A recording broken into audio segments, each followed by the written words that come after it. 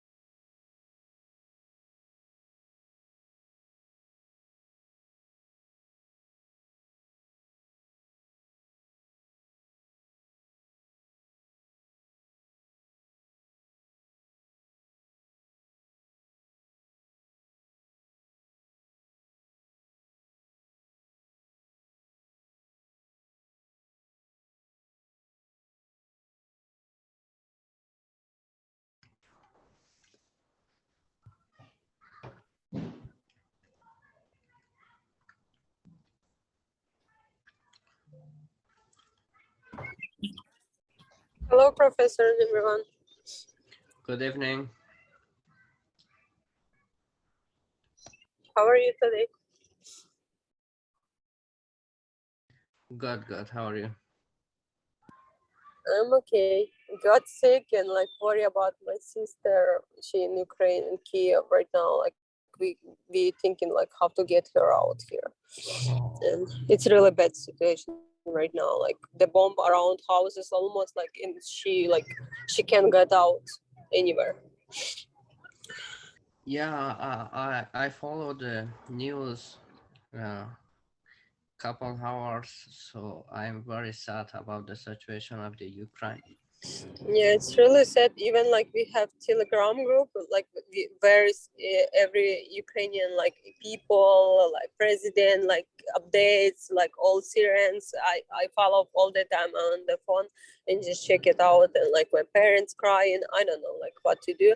She's only 22 and she in Ukraine, and we can help her even because nothing working. Even I don't know.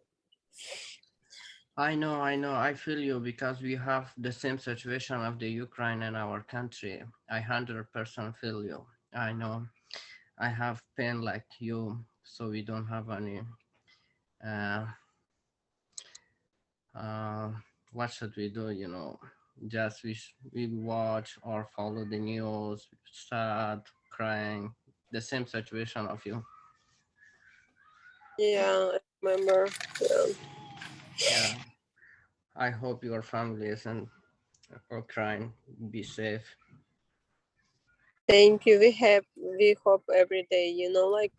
During night they always attack. All night they attack. During day they just stop it.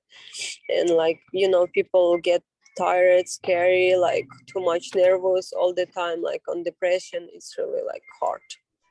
Yeah. Even your sister is she's only 22, and you only praying. I don't know nothing we can do, nothing. We just thinking how to get her to Europe, but she can come out. Yeah.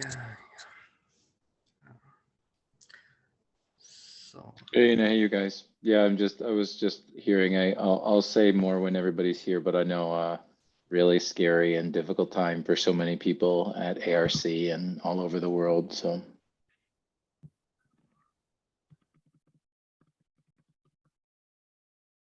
Yeah, Professor, it's really I just cried in the morning when she sent me something updates. I can't my parents it's really I don't know. It's not Yeah. easy. No, It's not easy when it's your sister is here and you don't know what to do. I mean, like it's really I can explain like everything, like houses, like everything is crushed. It's around like this night was like at 3:30. It's like actually was morning. The bomb was like near my home. Right. And like where's my sister? And like she said like I feel like roof is like broke, everything like, and like you can't do anything like what you can Right. do. They everywhere, they're just stupid. Like I don't know why he do this, like he not gonna stop.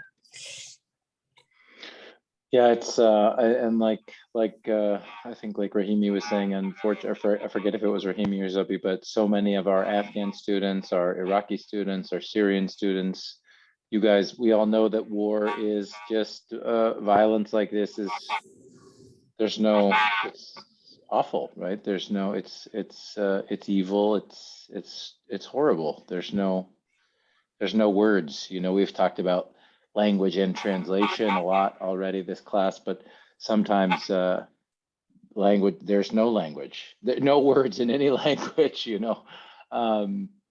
Yeah, it's and like I said, I talked about this with my class on Thursday.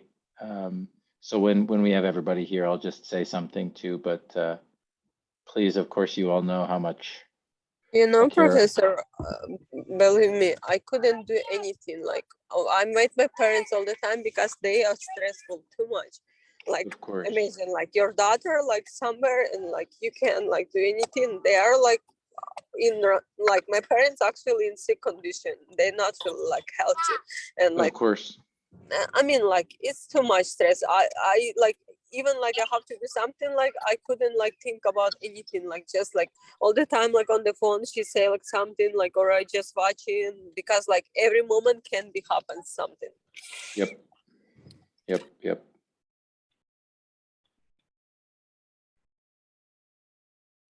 Well, I know that a lot of people are praying for you and your sister and your whole country, you know, for sure.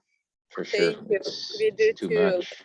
Yeah, thank you, Professor. I know like it's nothing like we can do only this. I don't know, like only I think like God can help. I have no idea, nothing else.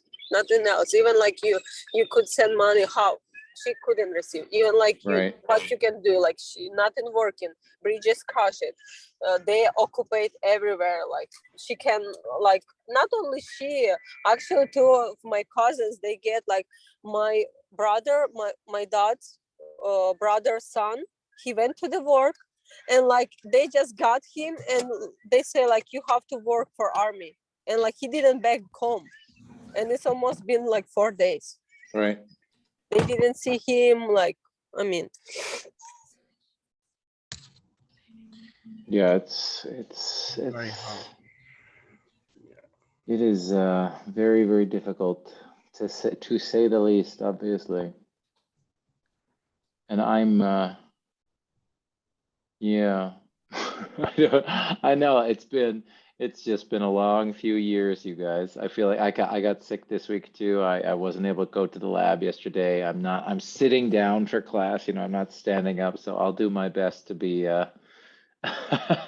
interesting, but I don't feel great either. Of course, not at all complaining about anything like Ina's talking about, but yeah, just another hard week after lots of hard weeks for so many of us, right? And for so many of you guys. So And I got sick, maybe probably because I'm stressful too much. I don't know, like I feel like all weekend, like I feel so sick, like so weak, and like I have like fever.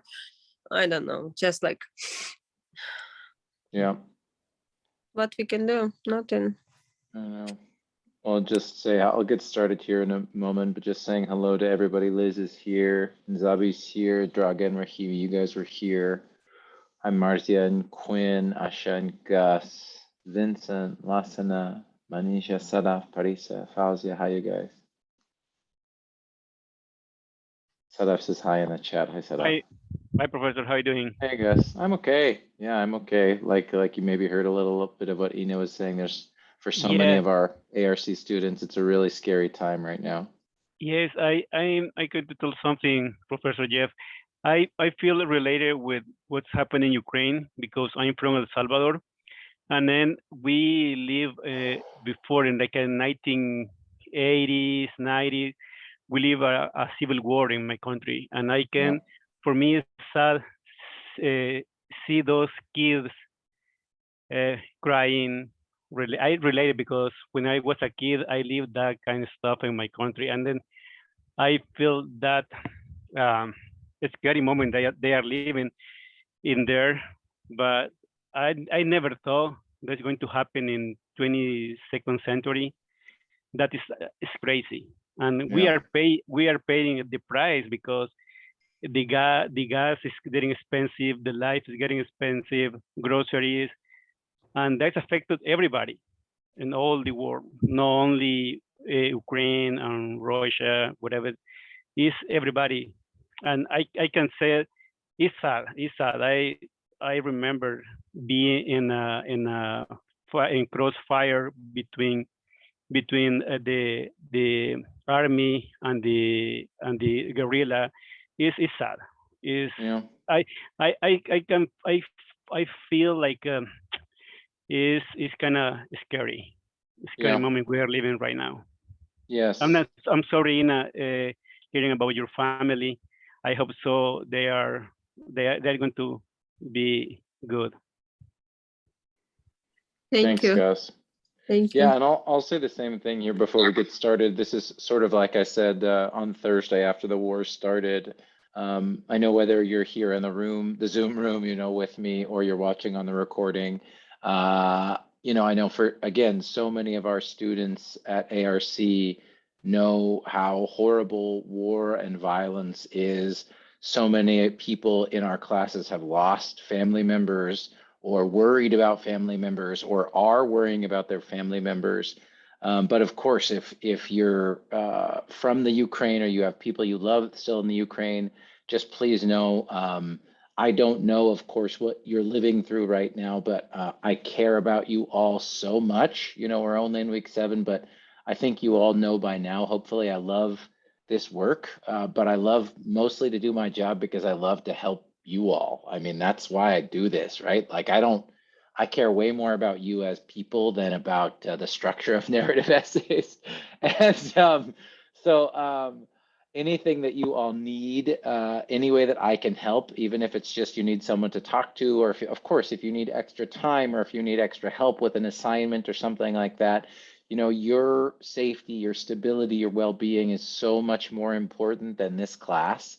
So anything I can do to help you and support you at this time, please let me know. And of course, that's not just for my Ukrainian students, right? Because like Gus said, being from El Salvador, or our Afghan students, it's been months, of course, we know that people in Afghanistan have been worried about their family and their friends. So if not only for the people in Ukraine, but for so many people in our class and in our community, this moment is really difficult and scary, right? It can bring up really strong and intense feelings. And we probably don't have to go through all those feelings together. Not everybody feels safe talking about those feelings in a big group, right? But if you need help, if there's anything I can do, text me or email me. We can talk one-on-one. The ESL Center, even if you're not an ESL Center student, you're enrolled in the ESL lab.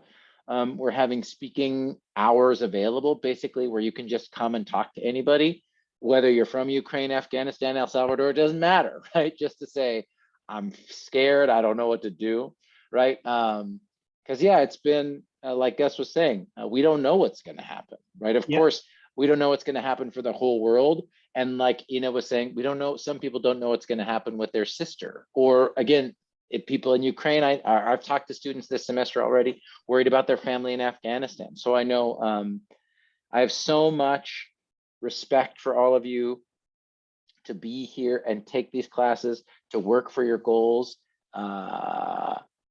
while all of these things are happening in the world, right? It's I hope that you can feel that and how true that is, and that there's anything I can do, right? And at the same time, I think like I'll do my best tonight, and whatever happens, to talk about some of the stuff that I'm supposed to teach. Like hopefully it's a couple hours where you don't have to think about this as much, or maybe you can think about something else. That's like in a perfect world. But just please know that I don't know. I think it's kind of impossible to just pretend like everything's normal, everything's fine. And I just want you to know again that every morning I wake up and I pray for you all. I pray for my students, but of course, especially my Ukrainian and Afghan students. And I care about you. And if there's anything I can do, I'll help you. So that was it's really important to me to say that at the beginning of class this week. Again, whether you're here in the room with me or watching in the Zoom recording. And we can talk about anything or share anything else we want to share here. But I think it's important, at least for me, to do my best to talk about Afghanistani. Zabi is our I don't know. Again, Americans will fight about Afghan or Afghani. Anyway, it doesn't matter, Zabi. Yeah, teacher, it doesn't matter for ours because Afghani is the currency of Afghanistan, yet strong to say for the people. So Afghan is for the nation as a group of people we have separate some group of people, but Afghanistan is the same, all of the people like American, a person say I'm American, we all say I'm Afghanistani. Yeah, I don't know. Interesting. Maybe that's British English versus American English. In American English, I don't know. Anyway, I hear you, Zabi. I hear you. Afghan, yeah. Afghani, Afghanistani, whatever you call yourself. If you're from Afghanistan, I love you and I want you and your family to be safe. Yeah. So like I said, partly then my goal is to at least, talk about some of this stuff and give you some time to not worry about some stuff if you can, right? I understand, like Ina was saying, sometimes when we're going through really difficult things, it's like I feel like I can't think about anything else. I totally understand that. So I do have a lesson for today. I want to talk about the narrative essay. The first draft is due next week.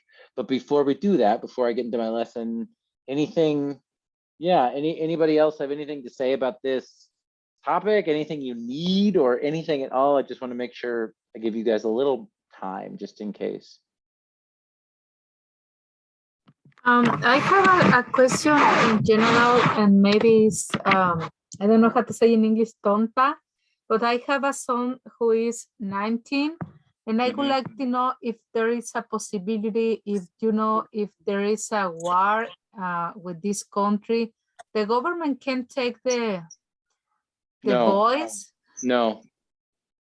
Okay. There's something called selective service, Liz, but you don't need to worry about that in the United States. There's no mandatory, that would be called mandatory enlistment, would be like what in English, what you're thinking of, Liz.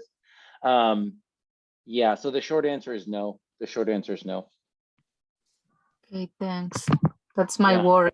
Yeah, but again, I just think it's a good example. Thank you for asking, Liz. And again, everybody will react to this scary time in the world. Again, like yesterday or 2 days ago, Putin is threatening talking about nuclear bombs. It's freaking scary, man. So anyway, I just appreciate Liz asking that because of course we all have different connection or feeling to what's going on.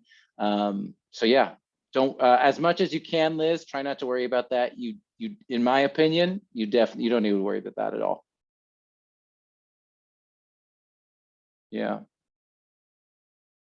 Anybody else before we talk about essays? Yeah, I can say something else, Professor. Sure, I think in my case, I can be like, I can feel that PTSD about seeing the war right now that happened in Russia and Ukraine. I can feel like this imagine start coming in my mind. I think it's the same with maybe people that live in a war can feel that kind of thing because it's like you have that imagine in your mind, like watching the imagine right now what happened in Ukraine. I saw that tank pass over a car, driving a car. That is, it says like a reality. I don't know how to say, but it's a crude reality. You can feel like you for that reason they rate the movies that you can see those kind of things, but that is how something happened in news. You can see that, and that's kind of scary to say, okay, yeah, you have all those imagine that you're supposed be left those imagine in the past, but then something happened, they came right away. Yeah, That's it, Gus. And that's, I think, again, that's why it's really important for me. We talked about this, all the other faculty. I have it on the screen now. About sense memory. Different people can talk about sense memory or trauma. In Spanish, it's the same word, right? But it's the same, it's something we talked about as the department, right? Is again, for so many students who have this experience, even students who are not from Ukraine right now, you, like you said, you have that feeling, you have that memory, you have that trauma, right? Because you experienced it yourself, and this is the balance, right? With trauma, with these memories, is we want to understand and say, yes, this is happening, and we don't want to pretend it's not happening. But you know, probably too, Gus, it can be hard, because if I always think it's like where you point your spotlight, right? Like if you only look at the trauma, then sometimes I always say, like, you can get lost in it, right? Like it's a fine balance. So how do you say, wow, I'm having this painful memory, I'm having this difficult moment, and then try and kind of like come back? Of course, I'm not, there's no right way to do this, right, Gus? But that's exactly it. And just so you all know, again, like, as soon as it's just something that all the other faculty members are talking about, right? Like we know, we understand, and different teachers will do this in different ways. But again, if you are having a difficult situation or feeling something that makes it hard to do work, for at least for me in this class, right? I understand. Just let me know how I can support you. And a lot of the other faculty at American River College feel that same way. I think it's really important, especially for our ESL community, man. Like so many of you guys have these, like I said, this sense memory, this experience, this trauma, right? Like it's sort of the community of our students at this time at ARC, you know? Yeah, and then I have the other class this morning, and then they talking about that. I think I feel like a support for the college having this kind of program, because the professor said this morning, she told us about, is free. We don't have to pay nothing for the having those kind of therapy. Yep. And then I feel like we have a support. Good. I think I never feel like I regret being in the RC college. I think that was my good decision I have being in this college. That's awesome. That makes me happy. I'm gonna what Gus is talking about. If you don't know, I'll put it in the chat right now. But you know, there's some, there's hold on one second, Nina. There's survey. I put it in the chat, right? So Los Rios has. I'll start to share my screen. Gus, I'm really happy to hear that. Yeah, so, I think we have a class with Professor Ferrell. I think right in we have professor in the morning. She say me that like here's like some center like they talking with people. Yeah, exactly. So again, I know the word therapy, people have strong feelings sometimes, but just if you need someone to talk to, right? Like there is this link here, it's called Timely Care. There's an app. This is again part of the services. Like when you pay your services fee, right? Every semester, I think it's whatever, $30 or $40 or something. You're paying for this, right? Like you can use this. Everyone in this class can use this. So the link that I put in the chat, it will take you to this page. And you can click the link and talk to somebody and just say, I'm scared, I don't know what to do. And again, sometimes, like Ina was saying, when there really is nothing we can do, I would, in my opinion, like it's just in God's hands, right? Like we have no control at all. Then sometimes the only thing we can do is just tell another person, I'm so scared or I'm so sad. Because if we keep it inside for forever and ever, it's really, it can be really, really painful. So this is one thing you can do, right? Anybody, this is not just, hey, only for my beautiful Ukrainian students. This is for anybody who's feeling stressed or scared or doesn't know what to do. And like I said, if you go to the, I can give you the link as well. Hold on right now. If you go to the ESL Center, that's where I work in the lab. I wasn't there on Monday because I was not feeling well. But if you go to the lab, let me do this real quick. I will copy the link. The lab is open from 8 a.m. until 7 p.m. Monday through Thursday. Here's the Zoom link. And I'll put it in this chat too, or in the PowerPoint. So this will be in the PowerPoint that I put in Zoom or in Canvas tonight, you guys. If you come to the lab between 8 a.m. and 7 p.m., every hour we're having just a place for you to talk to an ESL faculty member. And like, if you have a question like Liz, you know, is this gonna affect my family and my son?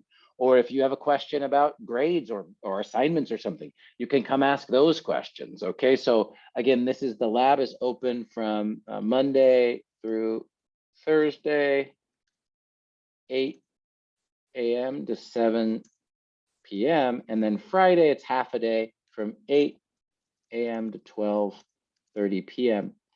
Again, if you come at these times, you just need to talk to somebody.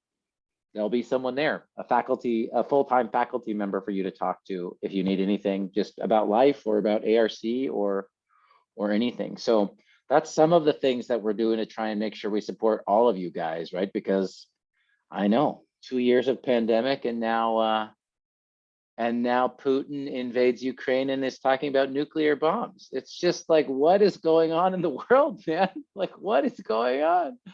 Manisha, yeah, please. So Professor, I just want to share something that I want to Yeah. say thank you from our ARC college, all the professors, because I think we're so lucky to like be students of ARC. I know nobody can change the situation going on in Ukraine or Afghanistan, but of course, you guys, just the feeling that you guys has for us, it's very appreciable. Thank you so much for that feeling. At least we can feel better, because I know I have the same feeling that Ina has. I had in my whole family in Afghanistan in that situation, and she has the same like feeling right now. Of course, we cannot change anything, but we can pray. But I just want to say thank you for all these supports and help for us. You're welcome. I'm glad. Yeah, like it's really like, you know, like when you all the time in your mind and all the time thinking about this, it's like I feel like it's never over, you know, like you can, like you try to think like do something and you can even like you can do Yes. anything like all the time. Like I call it her, she didn't answer, and there was like my parents like, did you talk with Vika, how is she, like, and like my other cousins say like they get like to my cousins to the war. Yep. Man, and you know all this news and you all the time like watching live or somewhere like in Telegram what they send, like all people like send like here in this city, here and like all the time like you just like. Yep. Thank you so much for like good work. Just And we wish our people of Afghanistan wish they had like your president to stand with the powerful country, but our president is crazy person. They just give the money and left the country. Yeah, but you are very lucky people. You have like that president to stand with the people. Yeah, it's really like I'm really proud because before we never had before actually he's comedy like guy like in like yeah. get him As there. as you know, when I did my bachelor's in theater and I was an actor for a long time, so I love that he was like an entertainer, right? He was a performer before he became a politician. So I love that. I really like that. And you know, like people, like many people, like what kind of he is president? He's not president. Like he's Joker. He's like, you know, but like how much like he has strong feeling. Even like the United States, like say like we can get your family and get you come out. Like and he say no, I'm gonna stay. He wear like clothes and go on the front. He like all the time he send in Telegram like and some we have chat through like I joined Ukrainian like all many groups and he all the time get updates all the time like say like everything like and he try to do everything like very like hero. Yeah, I agree. I mean, I will say one thing too about that. I think Zabi, you're so right. And you know, the world needs leadership. strong leaders, and strong not like, oh, so strong with weapons and violence. I just mean people whose strength comes from kindness and caring. And then the other thing, just because this is a language class, right? All of you are here and you're studying in your second or your third or your fourth language.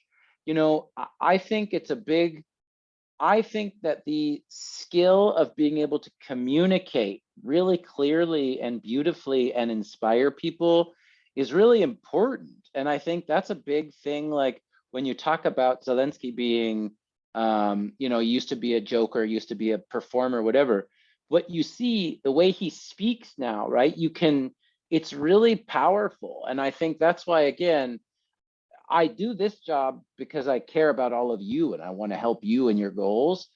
And, you know, the thing that my passion is, I think that thinking about language and talking about language, and why do I have you guys read 2 chapters from this long, complicated book about translation? And, you know, if you think about the first response question for this class, it was about, you know, translation, focusing on our humanity. You know, like to me, it is, I believe all that stuff. And I think that when Zabi talks about what an inspiration Zelensky is, I do think part of that just shows when you can speak, right? When you can communicate in a way that really affects people, it's very, very powerful. And I think in our world now, this is just Jeff's opinion now, you know, but I think we're so used to really in TVs and movies, right? Beautiful people. It's all about how you look, right? What you say doesn't matter. Like if your face is perfect and you're skinny and beautiful, then that's that's the most important thing.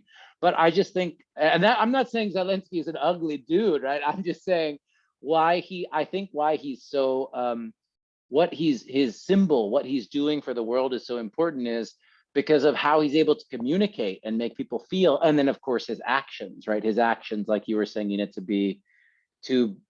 be a leader and to be present and to represent his people and to take a risk at himself, right? Not just to like you're saying, go fight, go stand up for what he believes in, right? Like his actions and his words go together. And I think that's a big problem in the world today.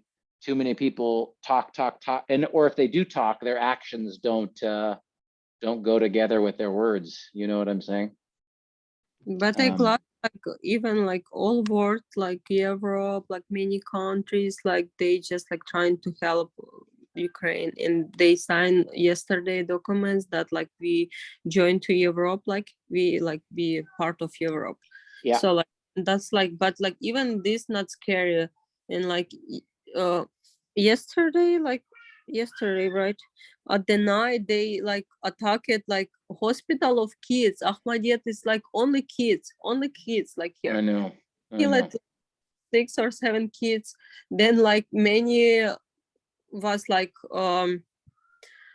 injured by this. Like it's really hard. Like I mean, like when you see in this, like how to like why like I don't know. No, you're right. There is no, it's evil. You know what I mean? You know, there's no, unfortunately, there's no answer. It's, why is a scary question to ask when you think about the violence that so many of the people in this room know about, right? It's like, there is no reason. And that's why it's so horrible. Oh, I was thinking, I'll put this in the chat too. I was thinking about translation because, you know, I think about translation all the time working with you guys. I'll put it in the chat. I was thinking about you guys too when there were all these stories in English. Maybe you saw it in different languages, but of when, speaking of Zelensky, when Zelensky was giving his speech to the EU, the translator, right, who is a German translator, who is translating Zelensky from Ukrainian into German, right, live, right, for the audience. The translator started getting really emotional, right, started crying during the translation. And anyway, translation's obviously been such a big, and language has been such a big part of this, I don't know, I was going to say story, but it's not a story. Of course, this is real people's lives. But anyway, just I thought it was interesting since we've thought about translation so much this semester. Cool. Anything else? I don't want to, we can, again, I'm just today, or excuse me, in the live support materials page, you guys, I'm going to share my screen again here. In the live support materials page for today, I will absolutely put the link for the mental health stuff for people who need someone to talk to or want to talk to anybody just to get it out. I'll put a link to the ESL Help Center room and those hours, like I said, just so you know where to go if you need to talk to somebody or just, get it out, like I said. So I'll do that. Is there anything else people want to say or at all before we do our lesson? Again, much less important, right? Like much less important than the real life stuff we're talking about here. But is there anything else before we talk about our lesson for today?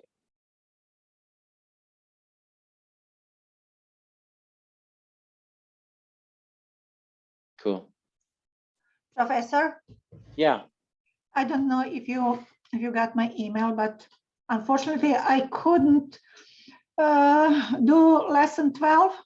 But is it okay to meet you tomorrow on Zoom in help room regarding that? I'll message you. Draga. I'm not sure if I'll be in the lab tomorrow still. I'm going to see how I feel after class tonight. Oh, okay, because I couldn't do that. I just don't understand. No problem. Yeah, thank you very much. Sorry about that. Yeah, no problem. No problem. All right. Well, like I said, let's start with class for tonight. I'm going to get my PowerPoint back up here. I'll tell you what we're doing. All right. So it is week 7, you guys. We're almost halfway there, almost halfway through this semester. It is March also. It's March. I did not love February, so I'm happy it's over. Here's the agenda for tonight. We're just going to practice and hopefully practicing and understanding more about narrative structure. And we are going to talk about and focus on how to stop saying sorry when things aren't your fault. And because it's so short, and because maybe you read this story a few weeks ago or it's been a while, there's the first thing I want to do before we analyze it and talk about it together. I'll just read through it. I'll put it on the screen and I'll read through it. But before I do that, I want to put these 3 questions on the screen for you. And as I read through the story, it should only take about 10 minutes. It's not very long at all. I want you to think about these 3 questions. Okay, so I'll put them in the chat, but please take a picture, write them down, right? Like as I'm reading, I want you to be looking for the answers to these 3 questions and then be ready to talk about it when I finish reading, okay? So here is what I want you to focus on as you listen to me read the story. So whether it's your first time or you read it 2 weeks ago, here's what I want you to focus on. First, Murugauni organizes this essay in 4 different parts. Why do you think she did this? How does this structure affect your understanding of the essay? 2, how many different narratives are included in this essay? And what are these narratives?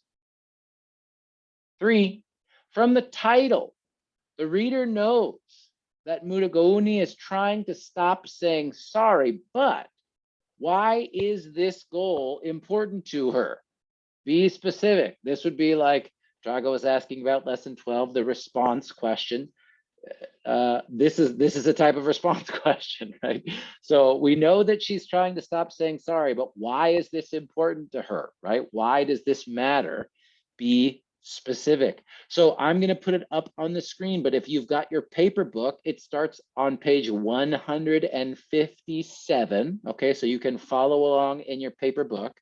But again, I want you to really focus on these specific questions. So because we're going to talk about these questions after I read the story, stop me now. Do these questions make sense? Do you know what I want you to do? I want to make sure it's clear what I'm asking you before I start to read. Anybody? Ideas, questions, concerns? We're good? Maybe give me a little yellow thumbs up if we're good. You know what I'm asking you to do? All right, I see some yellow thumbs. Thank you, Mursal and Vincent and Manisha. Marcia, please, little yellow hand. Yes. Oh, she's got both. Only thumbs up? Sabi gave me the speed up. Oh, Zoom is so weird, you guys. Okay, Sabi, is that a hand or a thumbs up? No, teacher, doesn't. I think we got thumbs up. Okay, perfect. Yeah. So then again, these are in the chat. Draga, question or thumbs up?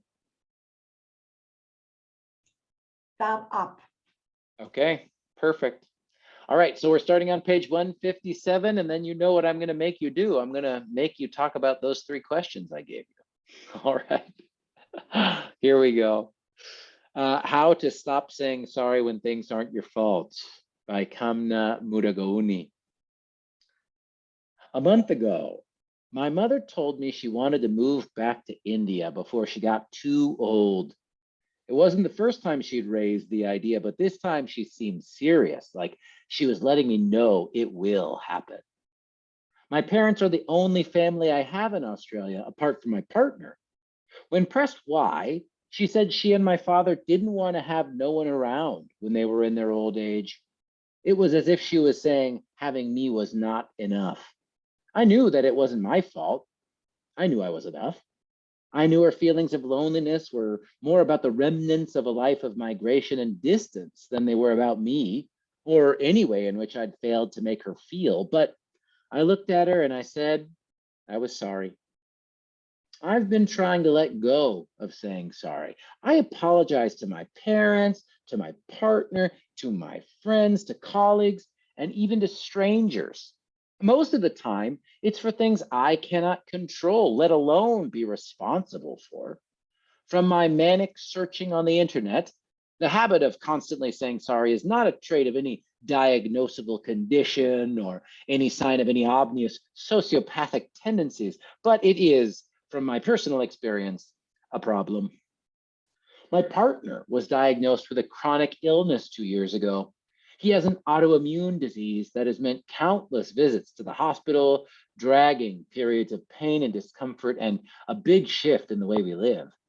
He's had to adapt to pain, discomfort, and a changing body, daily reminders of an illness that may never get better. And I've had to adjust to my changing and uncertain role to be partner and carer, to be lover and also comforter, all the while seeing someone I love so dearly suffer. The doctors say there's no cause for his illness. It's just something that happened to him through nothing he did and nothing he could have avoided. Yet, as each day passed, I couldn't help but say sorry to him. I apologized for when he felt unbearable pain, for his fatigue that meant days had to be spent in bed and plans had to be canceled. When his friends stopped asking how he was because the answer was always going to be a variation of not great, I said sorry to him. And when I was tired of carrying the weight of being the only one who was always there, I said sorry. A while back, when I was in the middle of saying sorry for another day he spent in pain, he stopped me. You know this is not your fault, don't you? I replied instantly, of course, it's just he interrupted me. I worry that when you try to make it easier for me by saying sorry, you're making it your fault that things are like this. I dismissed the exchange at the time and quickly changed the topic, but I couldn't shake the feeling that what he said was true. I'd become so caught up in apologizing for how hard things were that I'd begun to think of myself as responsible for his discomfort and mine. Section break, part 2. My parents, older sister, and I migrated to Melbourne when I was 6. One day, in our sun-filled flat in Mumbai, my parents sat us down and said, we're moving to Australia. It'll be good for you and your sister. It'll be a new start. I can't remember us ever talking about what good would be or what they meant by a new start. I liked my life in Mumbai. I had my family, my friends, and by a 6-year-old's measure, everything was good. There are memories I have of Mumbai, of my father's late work nights, spending weekends away or at functions, and of my mother as the one who was around. I remember overheard conversations between my parents of wanting better for themselves, their life, and their children. I can't remember being privy to much more than that. All I understood about why we packed up our lives into 4 suitcases and caught a flight across the world for a new start was my parents' belief that it would be good for me and my sister. While I can't recall my parents ever pointing the figurative finger at me, I felt the heavy weight of their decision to migrate. It was the mid-1990s, on an unseasonably cold day in November, that we arrived in Melbourne on a public holiday called Melbourne Cup. The streets were dead and every shop we could see was closed. Our bright-eyed, brown faces tried to mask the growing feeling that maybe we had made a mistake. Without any other family in our new city, the 4 of us clung to one another as we adjusted to our new lives. My parents tried hard each day to exude optimism. The supermarkets didn't stock any of the food my mother had used to make our daily meals in Mumbai. Yet the absence of bindi, okra, karela, bitter melon, and tindora, baby gourd, she fried French green beans and frozen peas with turmeric and chili powder, spices we'd carried with us in our suitcases to savor the taste of home. My father's high-ranking job in a government department in Mumbai didn't translate to the jobs in the newspaper classifieds, so he turned to his previously forgotten social work degree, determined to find a job to support his family. My parents were trying to create a sense of home for my sister and me, masking the fact that they were worried about this decision they'd made for them and for us. I had no language to explain to my parents that I knew how they felt, how I wished they didn't feel this way. I had no way of showing them I too was scared of the non-Indian faces at school who ignored me when picking teammates in their schoolyard games, or the school teacher who made prejudiced assumptions about my English ability and mispronounced my name to the extent that it became something I didn't recognize as mine. I had no way of telling my parents without compounding their own pain that I could see beyond their enthusiasm to know they shared the same discomfort I felt. So I did what I thought was right. I said, sorry. I'd say sorry when we had to walk too far to carry our groceries home, even though it wasn't my fault we couldn't yet afford a car. I'd say sorry for the bad days at work, where they were forced to repeat their perfect English in an Australian twang so their colleagues could grant them some level of acceptance. I'd say sorry when they couldn't resolve arguments they had because my mother felt they were repeating old patterns in a new country, or she was the one looking after the children as my father threw himself into his job. I'd also say sorry at school. I'd apologize to my teacher when I already knew the answers to the basic mathematical lessons he taught because I'd covered the same lessons in India. I'd say sorry to classmates because I couldn't yet understand the slang they uncompromisingly spoke to me. When I look back at these instances in my childhood, I regret all the times I said sorry when it was not what I meant at all. I said sorry to fill in silences caused by feelings I could not convey to my parents. I said sorry because I felt the weight of their decision to leave our home, even though it wasn't my decision at all. And I said sorry as a way to mask my own feelings of shame for having to assimilate into a society that only saw me as different. As a child, unable to name and parse the complex traumas of a diasporic life, I found meaning in apologizing. But in doing so, I lost the language to express my own discomfort and to give myself space to grieve.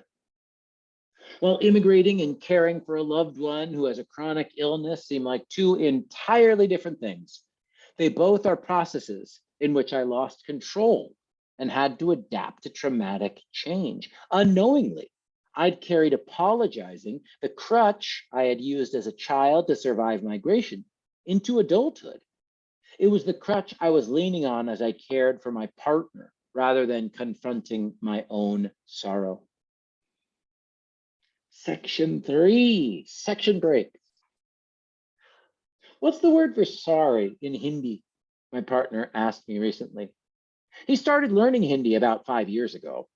Well, there were gaps in his vocabulary built on some classes, apps, and very rudimentary lessons from me. Sorry seemed like an essential expression he surely could not have missed. It's mujhe maaf kijiye, I replied to him, expecting him to respond with familiarity. Well, that's please forgive me, though, he said. What if you're just saying sorry? I stumbled back a reply. I don't think there is a word for just sorry. It's always about seeking forgiveness. In Western culture, we're taught at an early age that the key tenets of good behavior fall somewhere between saying thank you and sorry. Say thank you when people do something nice for you. Say sorry when you've done something wrong or when you've made a mistake or when you might just have misunderstood. Sorry is a cover-all. It's an accessible word to use when you can't always express what it is you're feeling beyond some amount of regret or sorrow. The same has never been true for apologizing within my Indian family and community.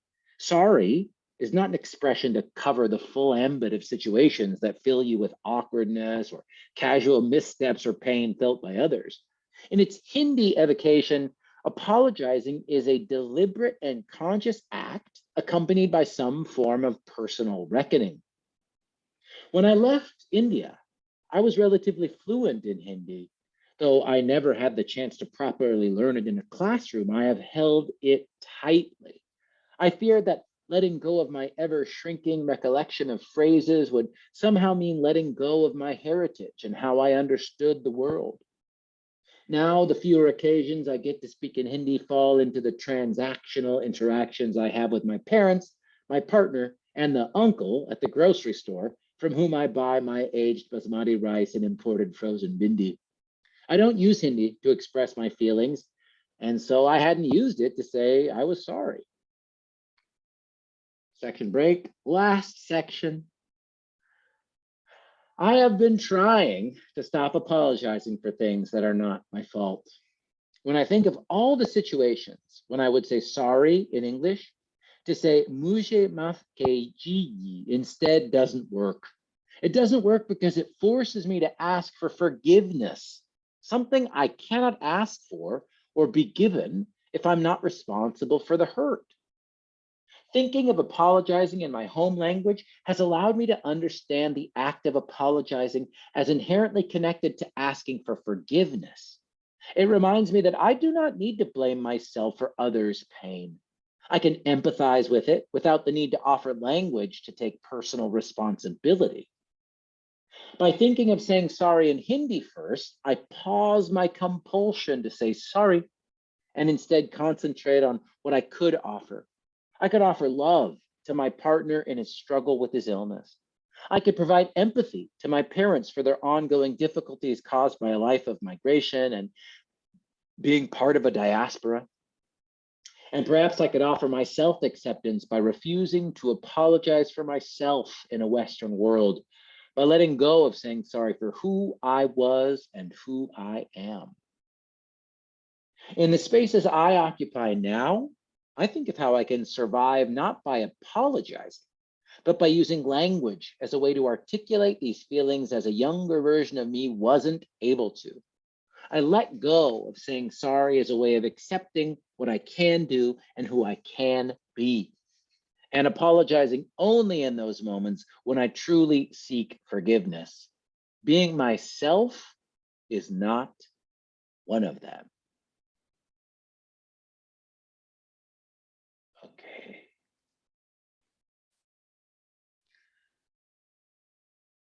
I want to start with, so hopefully you like that one. I like that one. I want to start with question number 2. We're going to talk about all 3 of these, okay? All 3 of the things I asked you. But I want to start with hopefully the easy stuff, right? Again, since we've talked about narrative structure for these essays, narrative just means story. And remember, in an essay, you could have different parts of the story. Description, you know, I think, in my opinion, there's not a lot of descriptive detail in this essay. That's not the focus of this one. This is a theme essay, and we talked about theme being challenging last week, and that's why I want to focus on theme. But let's start easy. Let's just review what are some of the different narratives that are included in this essay. Anybody, type in the chat, unmute yourself, raise your hand, tell me. What happens in this essay?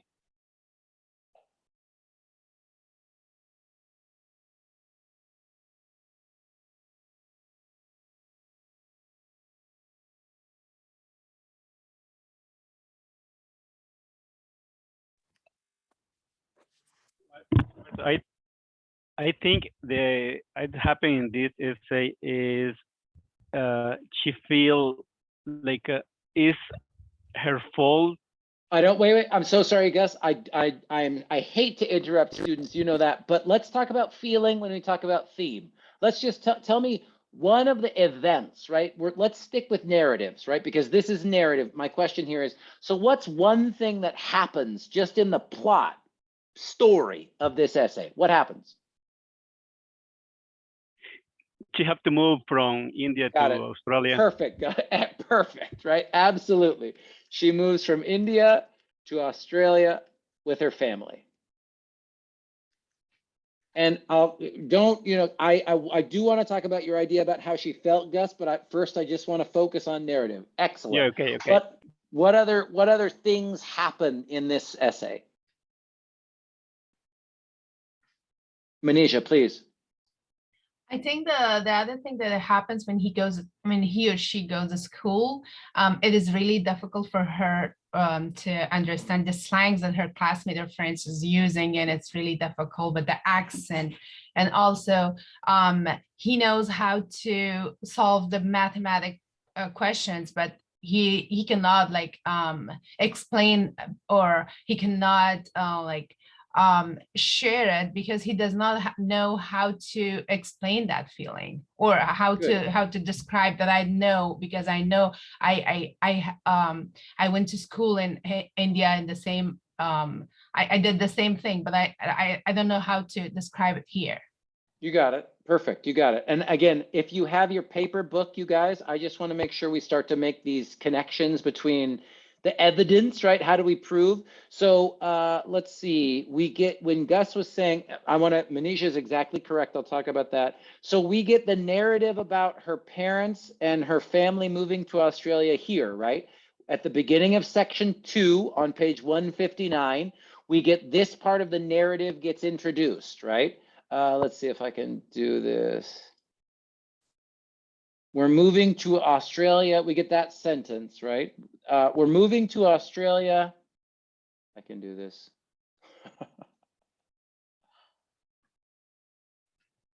We're moving to Australia. And that's the part of the narrative that Gus was talking about. Then I see lots more hands, so I'll come there. But again, if we say, how do we know that there's the evidence, or where in the story do we find examples of this narrative? Manisha was talking about at school, right? So this is that example on page 161. Manisha's example of, I'd say sorry, and she gave the example of say sorry at school. I'd apologize to my teacher when I already knew the answers to the basic mathematical lessons because I'd already covered the same lessons in India, right? So I'd say this is Manisha's example of a narrative, right, in the text. Good. I saw Draga and then Didya. Draga, another example of narrative. I didn't raise my hand, sorry. Oh, okay. Didya? Yes, well, I recognize the first one that he spoke about something about her mother and also her partner. How is he sick and everything? And the other part that I recognize is when she started speaking about her language and his own language and how she can change the world about sorry and what is the meaning in their own language that she doesn't know pretty well, but she explained a little bit about it in another part of the 4 of those. Didier gave us 3 things. I'm going to say 2 of them are going to count as narrative, the way that I want us to think about them, right? So as I say here, this is the very first moment in the essay. We are in the middle of a narrative, right? We understand that she starts by telling us, literally, a month ago, my mother told me she wanted to move back to India. Okay, so this paragraph on page 157 is an example of that story, right? Here's what happened on this day, whatever. My mom said, hey, I want to move back to India.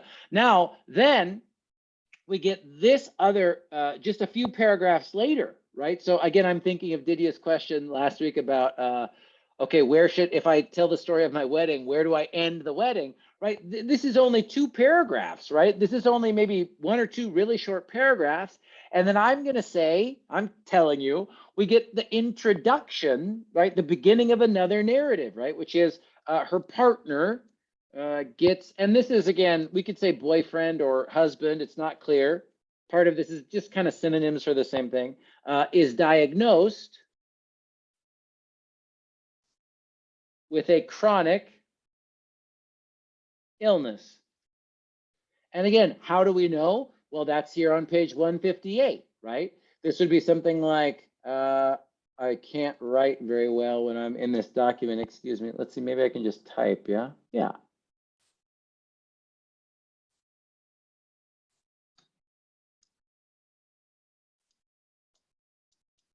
Sorry, I don't know how to use this file format. Sorry, guys. But right here on page 158, you can annotate your own paper books. This paragraph would be the introduction of Didier's example of the narrative, right? Excellent. So all of this stuff definitely happens as narratives. These are events, right? This is something happens in the story. We've got, she moves to India, from India to Australia with her family. She goes to school in Australia and has a hard time. Manisha gave us lots of specific examples that are connected to that narrative. Her mom tells her that she's planning to move back to India. That's right at the beginning of the story. Her partner is diagnosed with a chronic illness, right? That's right on page 158. Good. Any other Professor, examples of, yes, please, other yeah, narratives? yeah, I think maybe in page 161 when she talking about the groceries and Yep. they can afford the grocery and then they can afford to buy a car. It's 61. Yeah, There, there. yeah, you're right. It kind of starts with, let me get my marker here. Yeah, it kind of, this whole thing right here, it connects up here too, right? But these 2 paragraphs are basically the story of, and even actually we could even start this up here, right, Gus? Like, this is when she arrives, right? Like the story of her arriving in Australia. And we get all those details, right? We know that it was the day of the Melbourne Cup. We get this information about walking to the grocery store. I'd say this is probably the best example if people are thinking and looking for, examples for how to write your own essays. These paragraphs on page 160, right? This paragraph here, here, here, and here, a great example of narrative and descriptive details together. This is probably the most descriptive details in the essay. This stuff about the specific vegetables, right? The okra and the bitter melon and the baby gourd, the specific spices in the suitcase, right? We get this good combination, I think, of descriptive details inside of a narrative. And again, I don't know how you are all feeling about writing your first draft, but most of the time when I have students write their first draft for this assignment, this is what we're comfortable with, right? If I say, tell the story of your wedding day, tell the story of arriving in the United States, tell the story of your first day at ARC, we can do this, right? You can say, I got to school, and then we can describe, it was cold, the sky was blue, I had on my blue jacket, whatever it is, right? This is a good example of narrative with attached or connected details included, right? And so I'll add that. And this narrative includes good descriptive details. Good. Any other, and again, one thing about this story, why it's a great one to use as an example here is, it's a great story, right? But it's not extremely complicated. There's not many different narrative. Tips. I think there's one big one we're missing, and I'll give you a hint. It's here on this page. Ay, forgive me, you guys. 162. What do you have in mind? Tell me. I I think about when she started learning Hindi 5 years ago. And not her, right? This isn't she. Yeah. She speaks Hindi fluently, right? Yep. Yeah. I think so someone else, either Gus or what's going on here starting on page 162? This is an important narrative. What happens in this section of the story? Draga, please. Yeah, her partner asked her how to say sorry in Indian, in Hindu, I don't know which Hindi. language. Yeah, and then she realized that she never used it in Hindi because the meaning is different. And then she told her something what was very, very important for her to understand, that telling sorry means actually that she thinks that it was her fault. Whoever Yes. feel this or that, she always felt sorry, like it was her fault. She hurt other people. So that's, I think, the heart of the story, when she understood that she needs to do something to change telling sorry, or find another way how to tell Good. people. Yeah. Good. Excellent. And I saw someone else had their hand raised, so please, we can say more about this section. It's important, but I'll say this, right? Just like the section I was talking about here on page, sorry, you guys. Just like 160. this, thank you. Just like 160 to 1, the middle of 161 is a great example of narrative plus descriptive detail in this story. As Draga just said, here we start to get a very clear connection between narrative and theme, right? Something important, like we start to understand, oh, this story about her partner, her boyfriend, whatever, says, hey, how do you say sorry in Hindi? And this one little moment, changes something for her, or something starts to change. And we start to, hopefully, as a reader, we start to think, okay, something's going on here, right? This isn't just a fun conversation about translation between a boyfriend and girlfriend. There's something deeper, right? There's something deeper going on here, right? There's something deeper going on here. Good. What else can people say? Anything we want to add about this moment, about what happens in this section of the narrative? I don't know, in the last page in 164, Yeah. when I don't know if that one is going to be a narrative or maybe like a theme, but when Take me there. Yeah. when she is saying describe her feelings, that's part of the narrative, or is part of the theme? Gus, you're perfect. You're getting. This is the exact question I wanted to ask everybody. So that I'm going to ask the same question Gus just did. I think if I say, what is the narrative in this story? How to stop saying sorry when things aren't your fault? What happens? What are the different parts of this story? Well, at different times in this essay, we learn she moves from India to Australia with her family. She goes to school in Australia and has a hard time. Her mom tells her that she's planning to move back to India. We could put these in order in the essay, but it doesn't really matter, right? All these happen. Her boyfriend is diagnosed with a chronic illness.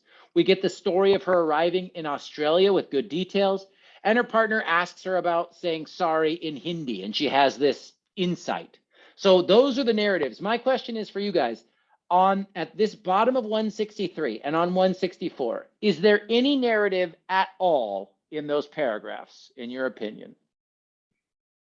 Yes, what do you think? Yeah, in my opinion, yes, because she is describing, even though it's her feeling, but she's describing what's happened. I don't know if I'm correct, but she's saying about, let me see, reminding it, if I say without, okay, let me see, which paragraph, yeah, I think it's part of the narrative because she's describing, even it's her feeling, but she's describing what's happening with her at the end. Okay, and I'll ask, and it's true, sometimes we cannot say, oh, it's 100% narrative and 0% theme or whatever. But if I ask you guys, do you think that these paragraphs are more about theme or more about a story? I think it's more of the theme. Yes, good. Does anyone else agree or disagree? Or I think it's another reason that I want to start thinking about these sections here. Does this make sense, you guys? Why? Gus is right, of course. She's saying, hey, I do this and now I'm doing that. But I think the end here, starting on 163, I've been trying, and these paragraphs are really almost pure theme, right? She's sort of saying, here's how I think and feel, right? Here's what this story means to me, right? Here's kind of almost why I'm talking about this, right? Like, why is the word sorry important? Who cares? Well, it's because of these thoughts and feelings, right? Does that make sense, you guys? So like I said to Gus, we can't say, oh, there's no narrative here. It's not like that. But I really hope that after we've talked about this type of writing and reading for the last 3 or 4 weeks, hopefully you can see a really big difference between page 160 and 161 here, right? It was the mid 90s on an unseasonably cold day in November. Hopefully you see a big difference between this type of writing and I have been trying to stop apologizing for things when they're not my fault, right? Because they really are two different sort of styles and types of writing, because the author is sort of trying to have to give the reader two different feelings, right? In one, the author is sharing a narrative, a story. Here's what happened on this day. And then at the end of the essay, the author's saying, here's what this whole story means to me, right? Here's the way that this story is important in my life today. Does that make sense? And if it doesn't, let's stop and talk about it. Or yeah, tell me, how do we feel? Yeah, Professor, I have a question about, because when I am class, I feel like it's easier to understand you when you are asking questions. But what in my case, what I can do from have those critical thinking about the story, because sometimes it confuses me saying, okay, part of what kind of question I have to ask me myself to have what is the theme, what is the description, what is the narrative. Yep. And then go ahead. Because it's easier when you are give the direction how to, because I can feel we are following you, and then we can have the question. Yeah, I know, but yeah, this is practice. I know it's practice, but what is the tricky question we can ask us when we are reading? Because that confuses me sometimes. I don't know if somebody or my classmate is in agreement with me, but I feel that when we are in class, I can follow you, and then it's easier to me to find out the question you're asking. Perfect. Didier, you're next, but just I want to make sure everybody heard Gus. Gus was saying, Jeff, it feels easy to do this together in class, but is there something I can ask myself or some question to help me when I'm reading on my own to sort of do this same practice? So I'm going to answer that, but I would love to hear from other people too. Go ahead, Didier, first. If you have any idea about what Gus was saying or any other connected idea, please, Didier. Yes, well, I think this story for me is going to be more easy than others in the same book to understand. I don't know, maybe because you read it, or I don't know, but it's well, a little bit more easy. And I think this last part that you are asking us is totally the main thing from all the essay, because she's explained why this fell in the other different parts, and she concludes with this, that is for me the best and the most important thing from the essay, that she explained that they are understand what she used to do, and they are going to change it and the meaning, because he is not feeling guilty anymore. So I think this is the last part, and I think it's difficult to understand the things without being in personal classes. And I think it's more easy maybe because you are reading it.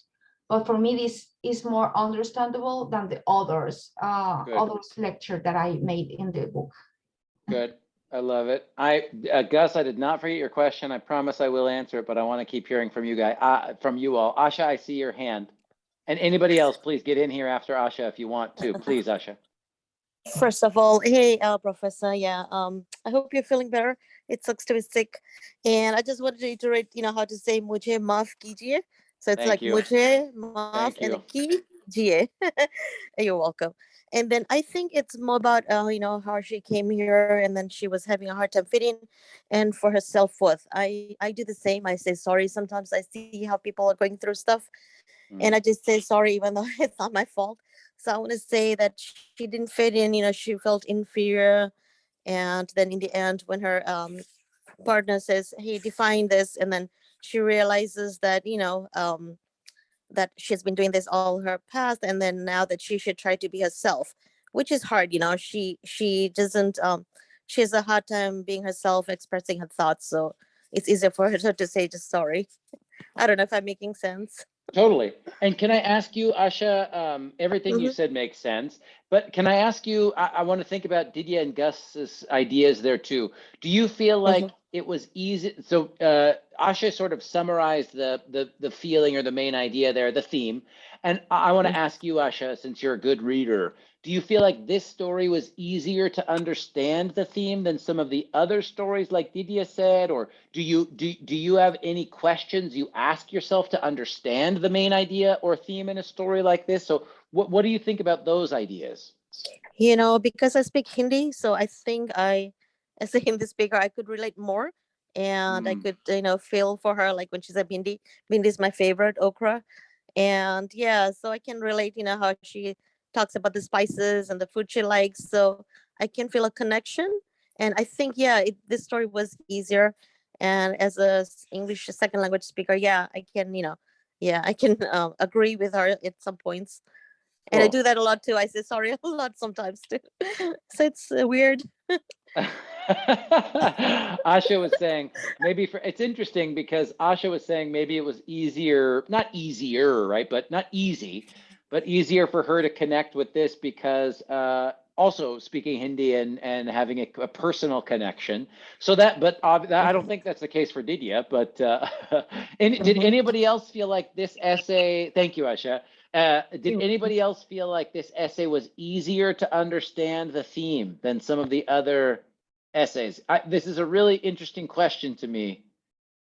Zabi, yes, please say something. Yes, teacher, that's easy and short story.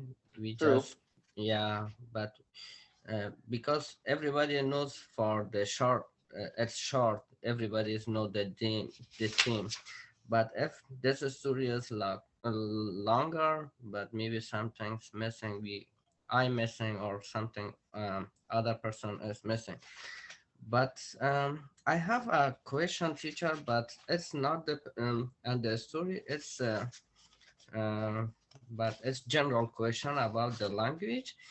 And this book is written year 1990, but uh, in 80, I think in 1832, when the British countries attacks in India, after that they changed the language, the English.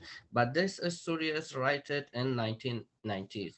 So like more than 100 years like that. But my question is that, but why she is not understand? Because the British has changed the language uh, before the 1843, 34, the Yeah. Indian speak Persian for more than 800 years. Indian people speak Persian, but one time removed the Persian, but it's coming in English. But my question is that. I am not an expert in languages in India, but I know like a 0.5%. But Asha, if you can you say something about different languages in English in India? Only if you want to, but can you, since Yeah, you are yes. you know way more than me, Asha.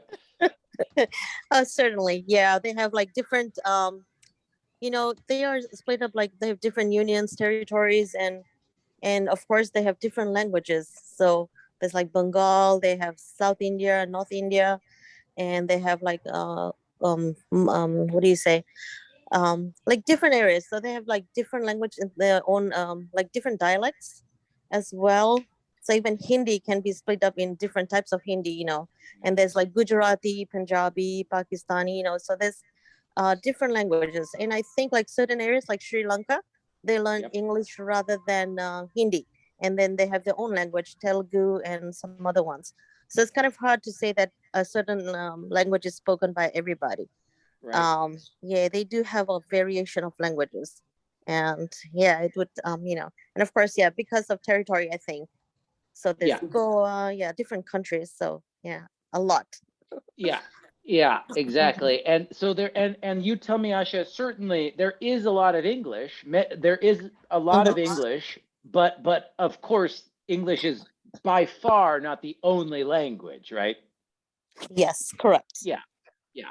And that's, and again, partly like Asha is saying here, I'm just putting on the map, India is a very large country, and not just by land, but of course, over 1 billion people. So tremendous diversity. And of course, you're absolutely correct, Zabi, the closer you get to what is now Pakistan, which again, we could talk about the politics of India, and that's a talk about painful history and violence and war, oh my God. We could talk about the way that language intersects with politics, of course, but even just geography, right? Like Mumbai is much farther south from what is now Pakistan.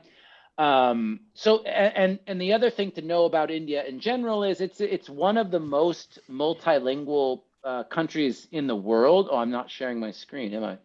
I thought I was showing it on the map here. So yeah, Mumbai is on the coast, right? But even that is fairly far from the border from what is now Pakistan and Afghanistan. So there are lots of different languages spoken all over India, and there is a lot of English.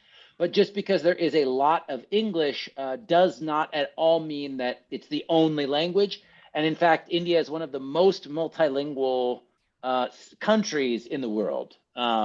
So yeah, I don't know. And I think probably when people start to learn English or how young or all that stuff, just depends on the different city, the different area, the different region and stuff like that. Does that answer a little bit, Zabi? Yes, teacher. Yeah, thank you. But teacher, why today the language is like political issues in the world? Each it country. always was. Yeah, it always was. It always was. It always was.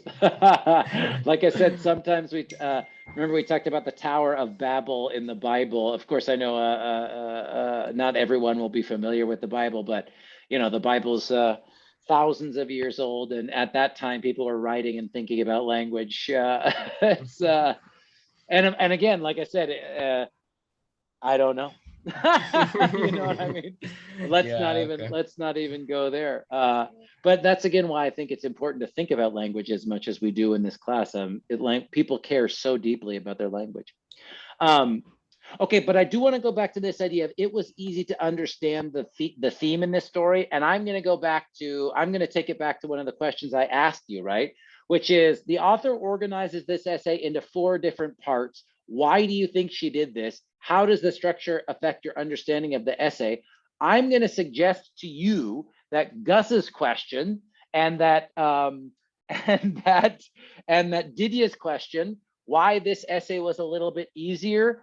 I think that the structure of the essay, the way that the author organized these 4 sections, makes it very clear and obvious to the reader what the deeper meaning and what the theme of the story is, right? Now, I could also say this, what we talked about, the different narratives that are in the story, right? Like that helps because we don't have like 30 different things. Now, we talked a little bit about a map of lost things, which is gorgeous and wonderful, and I love it, but many, many different narratives, right? She goes to see the salmon. She goes to visit her grandma. They move to Portland. They move to Canada. She gets lost when she's driving. Her dad gets the map out, right? We could do a much longer list for how many different narratives are included in that story. And in this one, we have a much more focused list of narratives, right? It's much more specific. And I think that's one reason. And then I think that the structure of this essay really helps give the reader a clear understanding. And that's why I was sort of trying to point your awareness to that final section break here, this dot in the middle, starting on 163. So the last, 3 or 4 paragraphs here, the last conclusion, right? The last section, the last 4 paragraphs, we don't get any new narrative at all, right? We don't get a new story. We don't get new details. We don't get new descriptions. We don't get anything like that. We get 3 or 4 paragraphs really just focused on what this means to the author, right? What this means to the author. And she's really clear about it. So if in your essay, now I'm just making suggestions, if you've got to write 1,200 words, if you imagine that we split that into thirds or a quarter or whatever, right? Save the last full paragraph, the last 200, 300, 400 words for something like this, where you clearly explain what the meaning of the story is, right? Professor. And don't, so I'm going there, you're next, Gus. Yeah. But just to Didier's point, I kept thinking about that this week. If you end the story with, and then the priest or whatever asked, do you take this man? I do. Do you take this woman? I do. We kiss. Yay, best wedding ever. Okay, maybe it will be a good story, but if you want to make sure, if you're not comfortable, if you're not sure that the reader, me in this example, is going to get the theme, give me something like this, right? Now, again, is this a traditional conclusion like we're used to from a 5-paragraph essay? Not really. We don't do the exact same things that you would do in a 5-paragraph essay, right? But the intention, the goal is still going to be the same, right? It's to make sure that at the end of everything, your reader clearly understands the ideas in the essay, right? So yes, please, Gus, I'm sorry, Yeah. Go ahead. Yeah, that means in this essay, the author make at the end like a summary, but her own essay. Yep. You say it's not a conclusion because it's different, the structure, but that means at the end she say her story, and then at the end is making like a summary about what she feel at the end. Yep. Okay, got it. Yeah, that makes sense. Thank you. Yep. And this is hard, right? Again, so this is the other reason it's hard. What are we going to call that last section? A summary, a conclusion, a restatement, a synthesis? You know what I mean? There might not be one perfect word to call that last section in the text, but the idea is still, the intention is still something similar to what you're used to doing in a conclusion paragraph, right? Even though it might be more than one paragraph for this essay, you guys. But the idea is this final section clearly explains the deeper meaning of the narrative that came before, right? That the author has already written about. So it doesn't just end, right? We get some clear explanation. Now, yeah, does that make sense? And please raise your hand, let me know. But I keep thinking about Gus's question as well, like, how do I know? I think I said this a couple of weeks ago. I think that for this type of essay, if you're reading a personal essay, anything, an online newspaper article or any story like this, it doesn't have to be about immigration or family or culture or anything like that, right? But if you're reading someone who's writing about me, I did this, I did that, I think one question you can really ask yourself, like a critical thinking question, is like, why is the author telling me this story, right? Who cares? And I'm not trying to be funny, right? I'm saying really, I mean, like, why do I care about this story? Why does the author care about this story, right? Because if you can't answer that question after you read the essay, it might not be a good story, right? Like some of the stories in this book are not as good as other ones. And I think most of the time when people say like, I didn't really like that story, it's because they're not sure what the point was, right? Why did the author tell me that story? Why am I supposed to care? Who cares? So for writing, when you're reading first person narratives, or this is a really popular type of writing in lots of different situations, not just in academic contexts, right? But I think that's one question that can really help you if it's a narrative. If it's a story of any kind, is like, why is the author telling me this story? Because the answer to that question, hopefully, will be the main idea, the theme, the argument, whatever. It will be the reason that the author is writing. And that will be the most important thing for you to understand as the reader. You know what I mean? And then the other way to sort of, so that's my suggestion for the critical reading thinking, like critical thinking and critical reading skill for yourself, Gus. And then the other thing is, again, I know that this structure that we've talked about, narrative, description, and thematic, sections, sentences, paragraphs, whatever, it's not always perfect. Like I said, we can't say, well, this paragraph was 32% narrative and 15% description. We can't do it like that, right? It's not a mathematic equation or a science, really. But the more you start to notice this type of structure, even if you're not sure about the deeper main idea, but the more you are aware of the structure, right? Like I'm sort of trying to show you for the past few weeks with my annotated example of the first few pages, or even just how I'm sort of blocking out these sections here.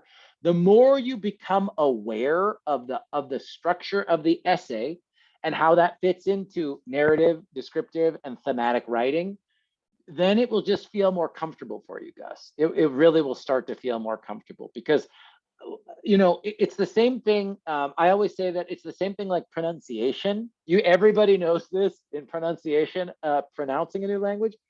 If you can't hear the difference, like if someone is trying to say a sound for you and you don't hear a difference, then it's impossible for you to say it. You can't make the sound with your mouth if you can't hear it with your ears. It's kind of the same way with this, right? Like if you can't recognize the structure when you're reading, it's going to be almost impossible for you to do it in your own writing, you know? So the more you notice how authors organize an essay, that is another thing that will really, really help you. And it's why we start this class with, like, you know, the first week and a half is just practicing different reading strategies, ways to focus your attention when you're reading. We talked about all the things that people do to annotate, all the different ways that people can do that. So however you like to focus your attention when you're reading and annotate so that you start to notice those structures, do it, right? Because the more you see it when you read, the better you're going to be able to do it when you're writing. That I can promise you. That I can promise you. Thank you, Professor. Yeah. Okay, anybody else want to talk about this, the organization and the 4 different parts? This is Gus and Asha kind of went where I wanted to go, which is, I think she was trying to break this into 4 different sections to make it really clear and easy for the reader to understand the main idea. But did anybody else have ideas about why did she break it up into 4 sections? Did you think that was interesting? Before we talk about my last question, which is now we get to talk about the deep stuff, the theme. Ina, please. Yeah, she did like it's much easy to understand because she did like by parts, you know, like, Yes. and she did like really good organization. That's like, it's really easy for people to understand. Good. And good. And in each part kind of has a different feeling to it, right, Ina?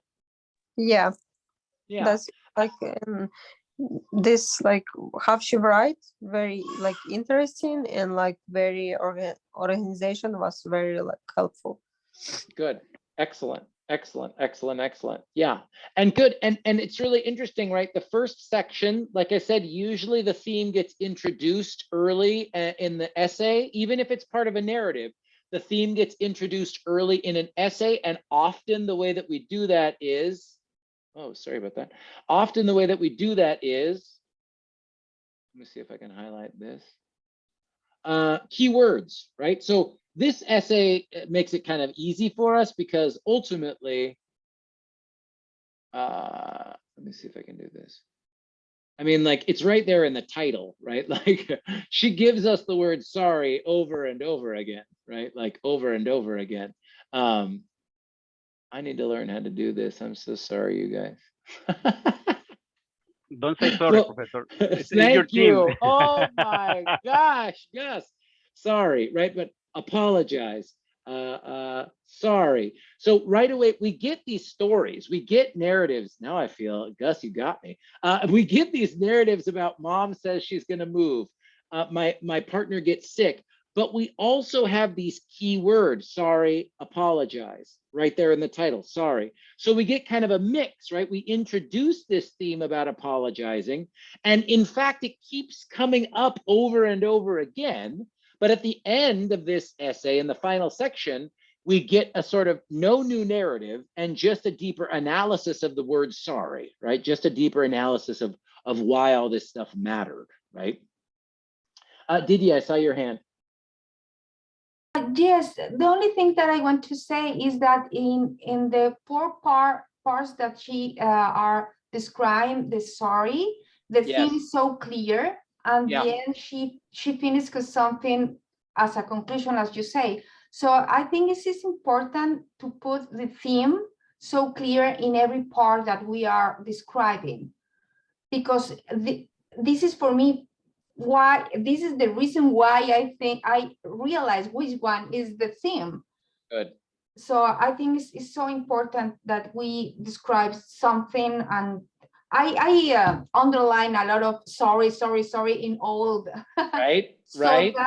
that's why I understand was the theme in this story particularly. For that reason, I think it's important.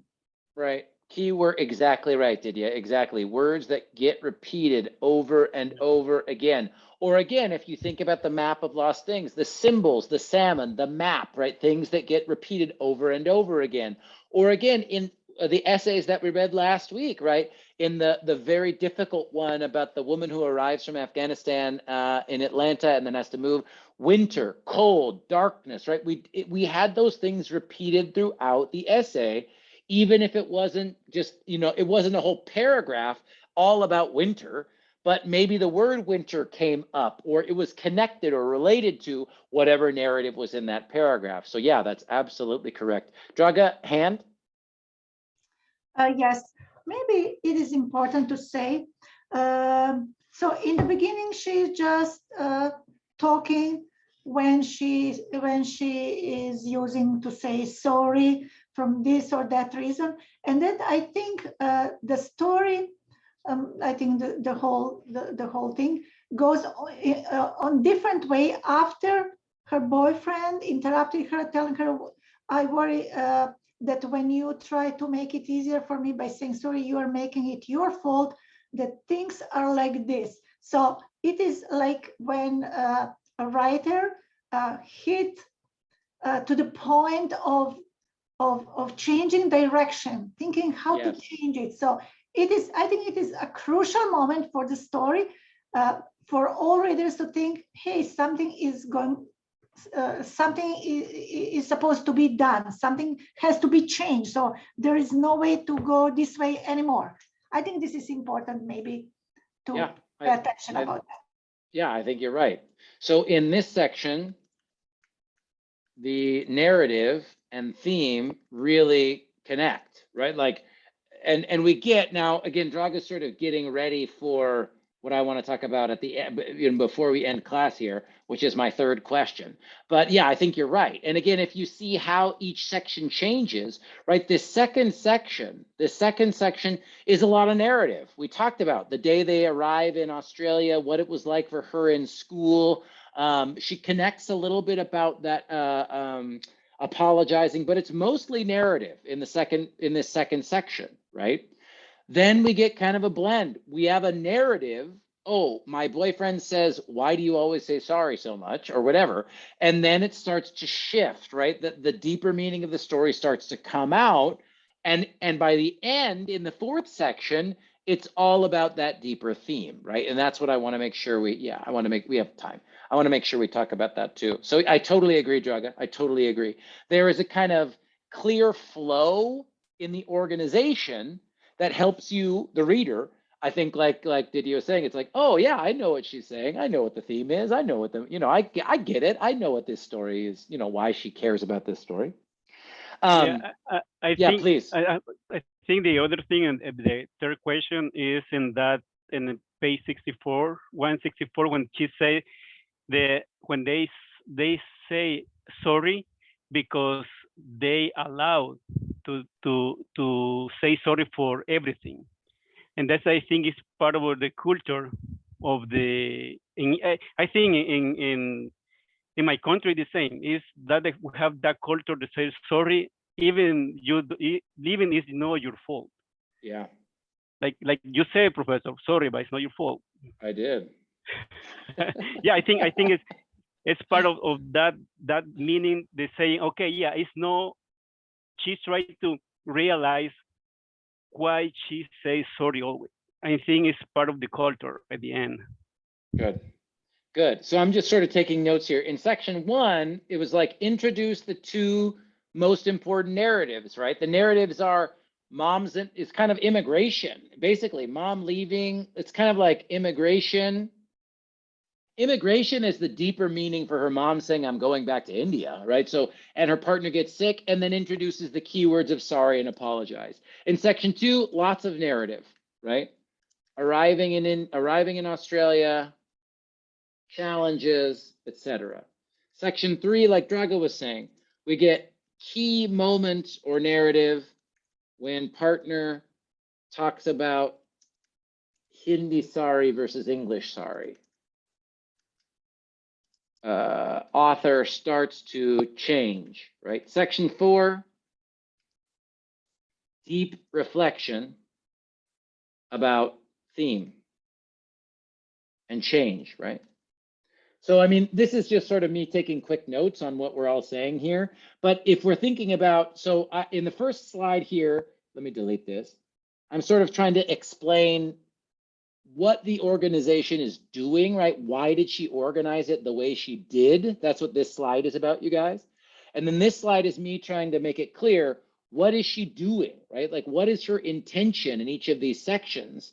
And again, because like I said about Gus's great question, I strongly believe once you become aware, once you start to see this structure, it becomes much easier for you to sort of do it on your own. Let me make this bigger. I want to make sure we talk about my final question, which is about the, where did it go? I need to go back in the chat. I lost it. Ina, yes, please. I see your hand while I'm pulling this up here.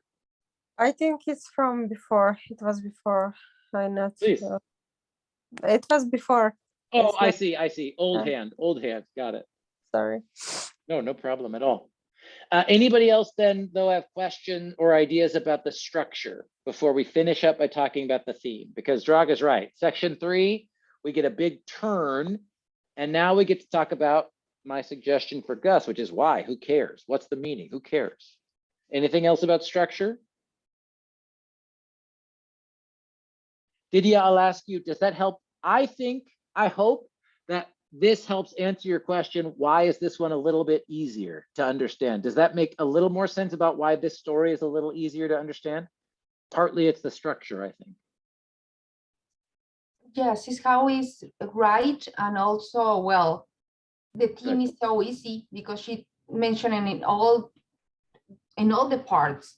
Good. And In the title. Yeah, it's not only sorry, it's apologize, it's forgiveness, they are different parts that is the same thing. Now we're going there. Yeah, now we're going there. Right. So now Didier's going there with the pure critical thinking here, because my final question that I wanted you to think about is, from the title, the reader knows that I should have Asha say her name, is trying to stop saying sorry. Why is this goal important to her? This could be a response question, right? Like, because if I say to you, what's the theme of this story? It's about stop saying sorry. Okay, that's kind of true, but we got to go deeper, right? We got to go deeper than that.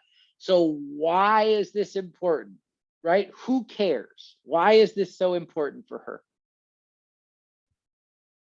I think it's important because she don't want to feel sorry for things she didn't do it.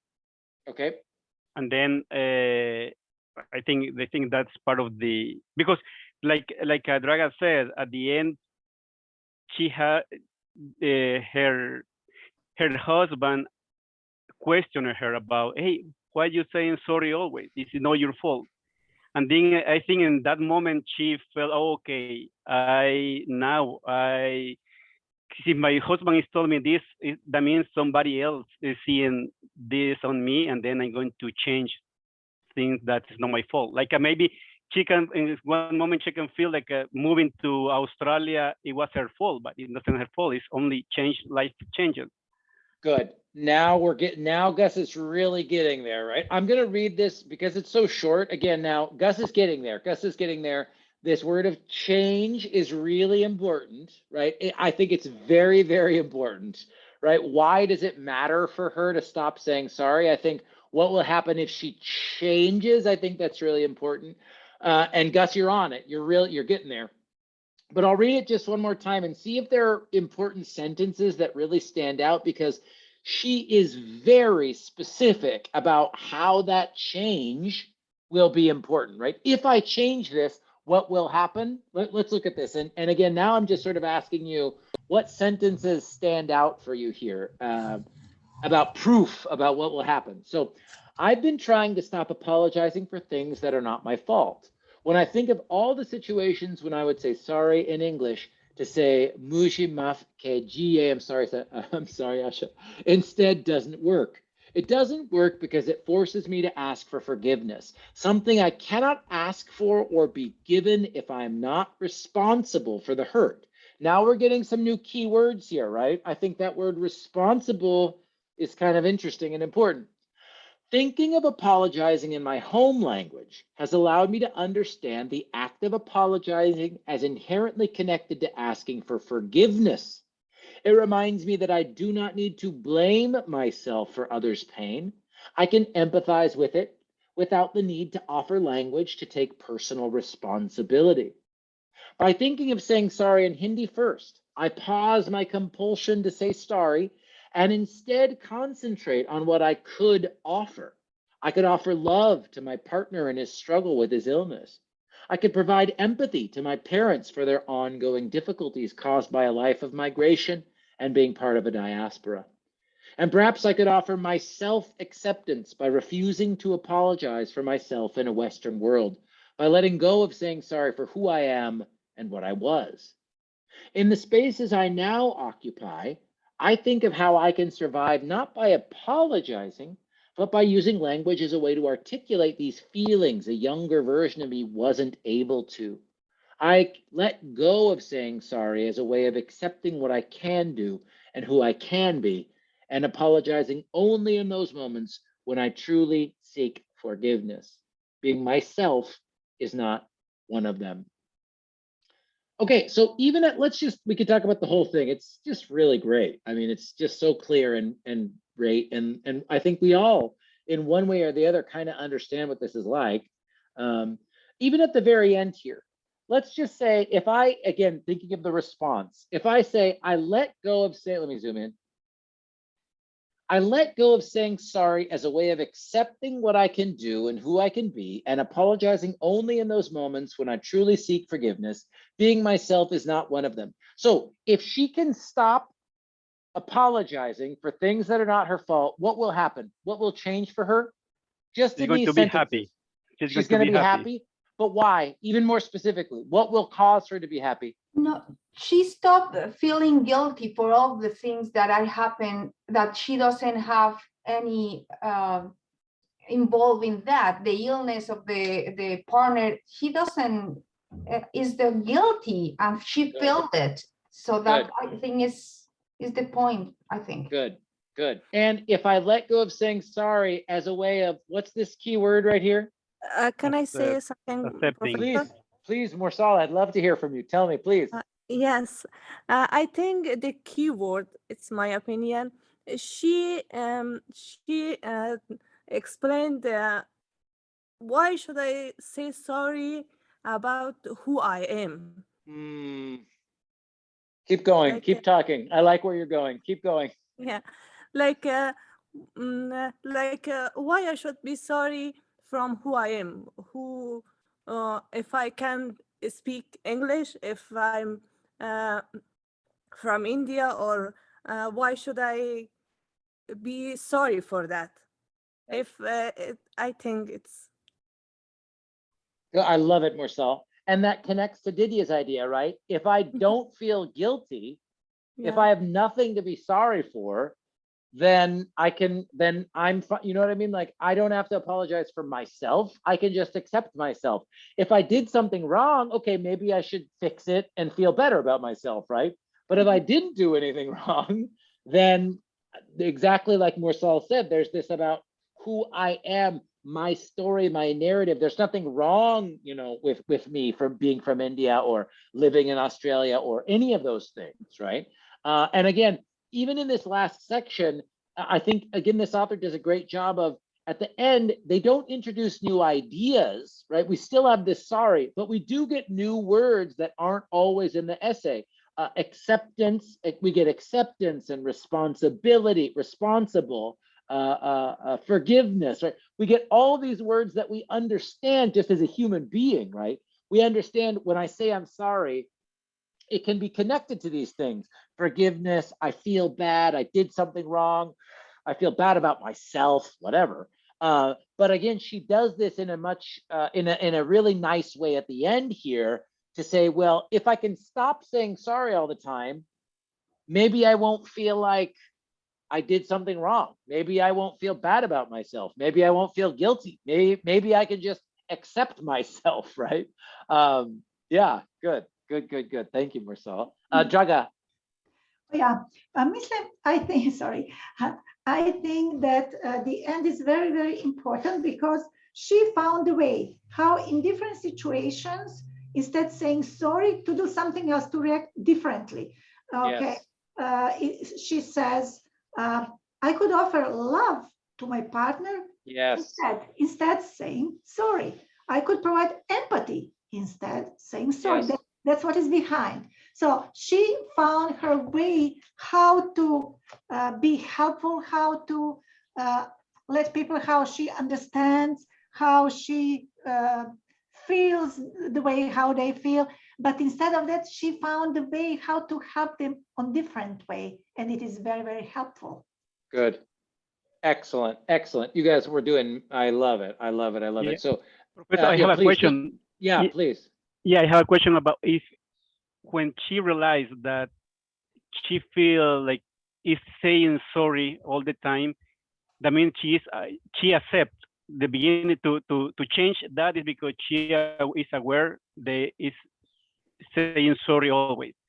That means when she is aware that, like that, and then she is like accepting the issue, she can change, because a lot of people, if they don't accept they have a problem, they can change. I love it. Yeah, I love it. I'm just sort of taking notes from everything that everybody's said, Didier and Marcel and Gus and Draga there. That paragraph again is really nice. I love that Draga said empathy for my parents, right? Love for my partner right here. I could offer love to my partner. I could provide empathy to my parents, and perhaps I could offer myself acceptance, right?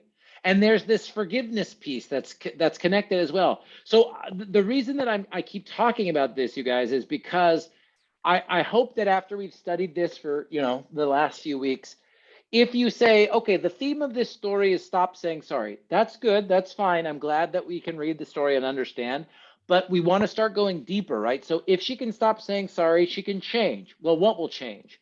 Less guilt, more love for her partner, more empathy for her family, more self-acceptance. Professor. Yeah, please. Yeah, this is Rahimi. Oh, sorry, I wrong box, Rahimi, please. Yeah, I think sometimes saying too much sorry can hurt other people. Yeah, instead of saying sorry, we can motivate the people and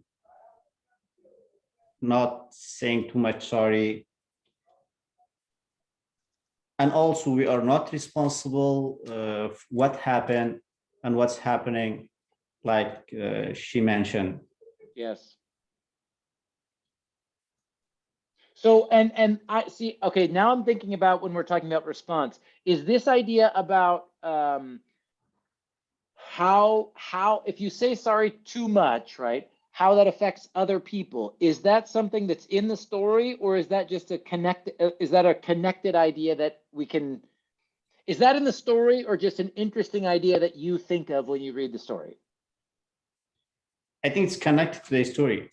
I think you're right. And I think that's good, Rahimi. I just want to make sure that it's clear. I think that the focus at the end of this story, for the first time, we could say, right? For the first time, the focus at the end of this story is not about other people, right? She gets to focus on herself. She's talking about, I can love myself and forgive myself and accept myself. Now, Rahimi, if I said, you know, the theme of this story is about forgiveness, or is about how to stop saying sorry. What do you think about that? Well, then your idea, Rahimi, is excellent. You can write about, well, if we apologize too much, it can affect our friends, it can affect our family. It doesn't just affect us. Perfect, right? But I just want to make sure it's clear. I think just inside this story by itself, the theme, the idea, the author is kind of very focused on is how, if she can, I'll put this on the screen again, right? If she can stop saying sorry, what will change? She'll feel less guilty. She'll feel more love for her partner. She'll feel more empathy of her family, and she'll have more self-acceptance. I think that, like, if we keep going as deep as possible, all the critical reading, all the critical thinking stuff that Gus was talking and asking about earlier, I think that's what's in the essay.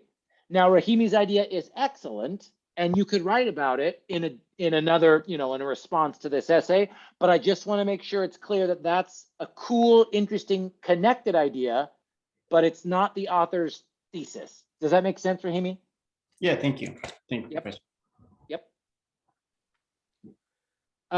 Anybody else? I'm really happy. I mean, I'm really pleased with everybody who's been able to share. Thank you, guys. And I would like more to write so. something, Yeah, Professor. Draga, please. Yeah, the story is actually the whole from the beginning to the end in the same color, let's say color of feeling, you know. I think but, you're right.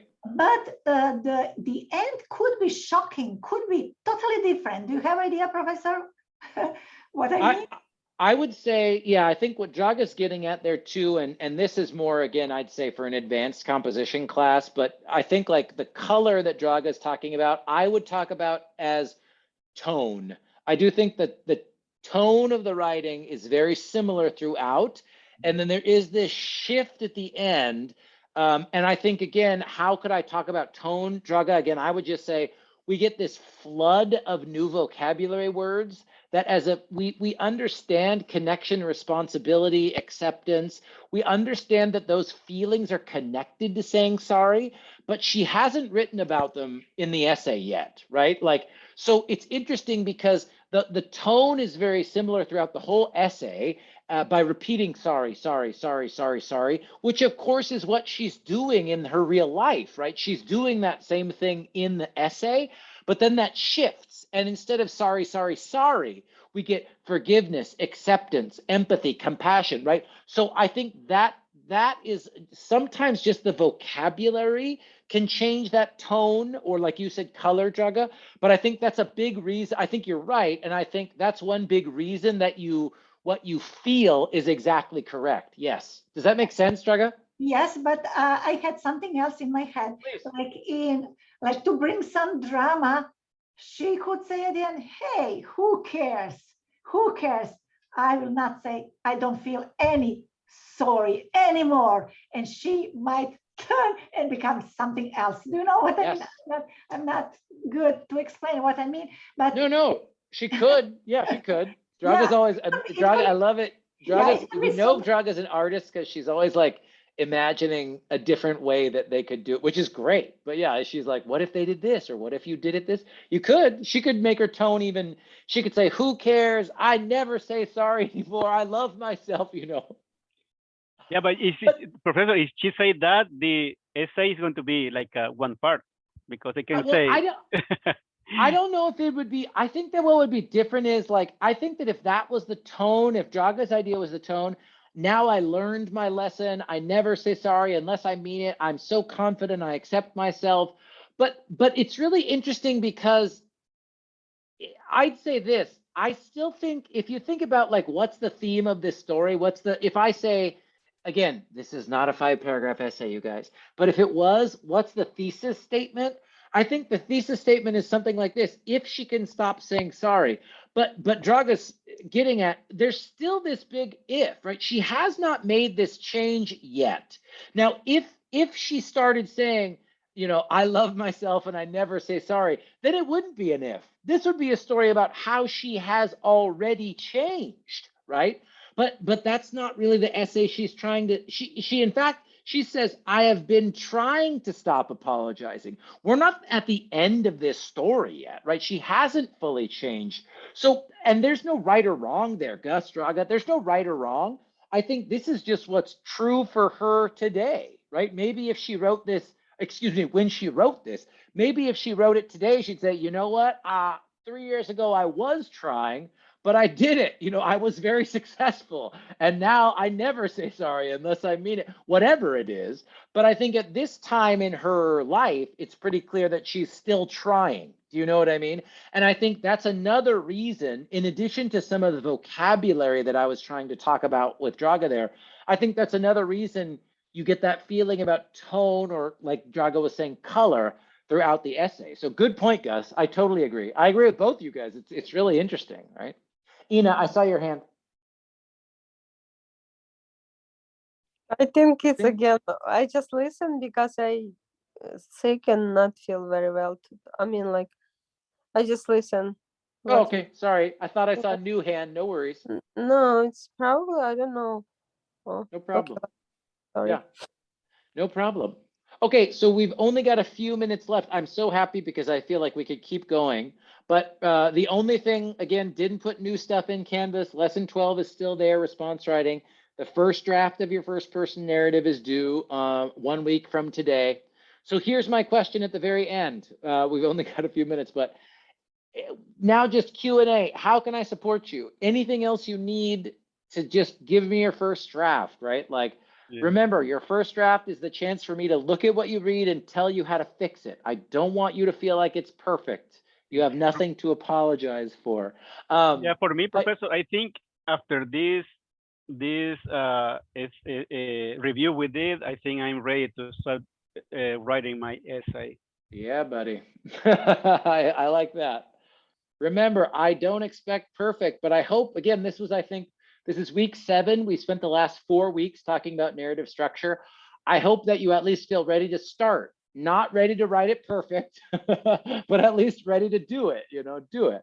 So like I said, anything else people need in this last few minutes? How can I help? Last second questions, anything? I need help, as I said, regarding lesson 12. I'm not able to do that. And I already sent you my essay, so I don't know if you had a chance to read it. So if you— No, the essay, no. Yeah, I could say one thing. I could say one thing about lesson 12, which is, and this is not true. I'm not just speaking to Draga here, but I think we talked about it last week too. I don't know what more I don't know how I can make this. I don't know what more to say about this. Is there maybe anything else? Do you have maybe another story, another question instead of this one? I really cannot do that one. I tried. I spent so much time, and at last Is it the word count or what? Sorry? Is it just the word count or what? No.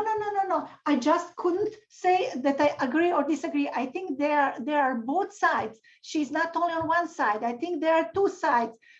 First generation is connected with their history and the continent and the country they came from, but the new generations not. So how can I agree or disagree? Because I found both in the same story. So that's what is confusing.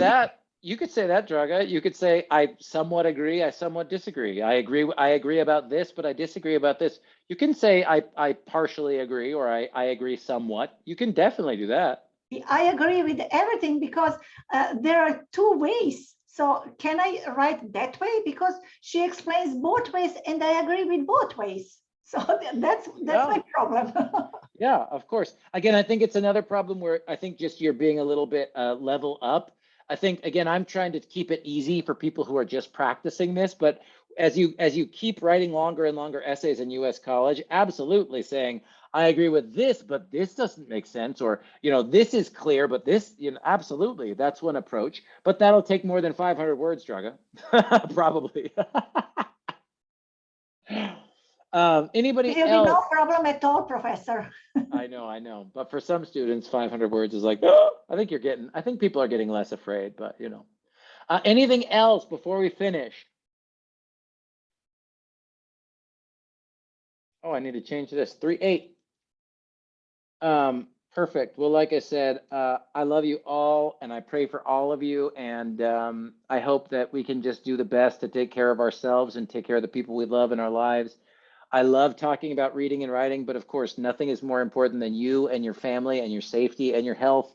And anything that I can do to help you and support you, even though I felt a little crappy this week, but anything that I can do, you know, I will do for you because again, I don't do this job for the money, you guys. I do it for all of you. So I'll end the recording here and then I'll say goodbye to you all.